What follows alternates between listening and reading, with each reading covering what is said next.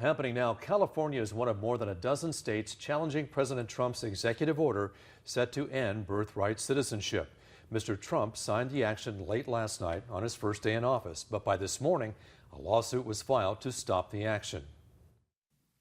I have one message for President Trump. I'll see you in court.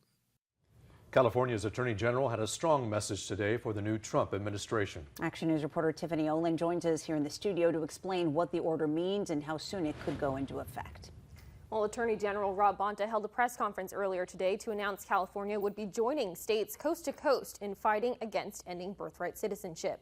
Bonta claims the executive action is unconstitutional, violating the 14th Amendment. But supporters of the order say it doesn't, and there needs to be stricter standards on becoming a citizen. Birthright citizenship in the U.S. could be a rite of the past.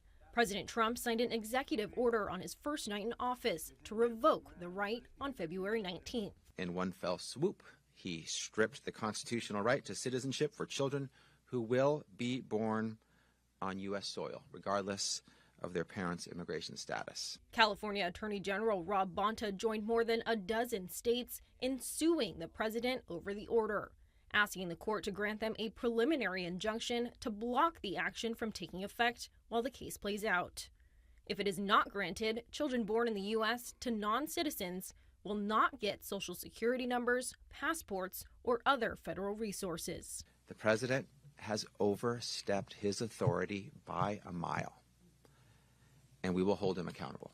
Bonta claims the order violates the 14th Amendment of the Constitution, which says, quote, all persons born or naturalized in the United States and subject to the jurisdiction thereof are citizens of the United States. In 1898, the Supreme Court ruled that the right extended to children born to immigrants. But the court has for a very long time, at multiple levels, not just the Supreme Court, but other parts of the federal judiciary, interpreted the law to mean that birthright citizenship is in fact,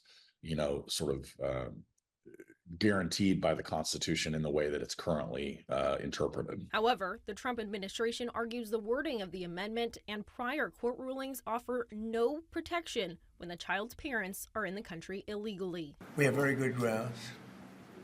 People have wanted to do this for decades. And Professor Monroe says this case will likely end up at the Supreme Court, which will rule if the order is constitutional or not.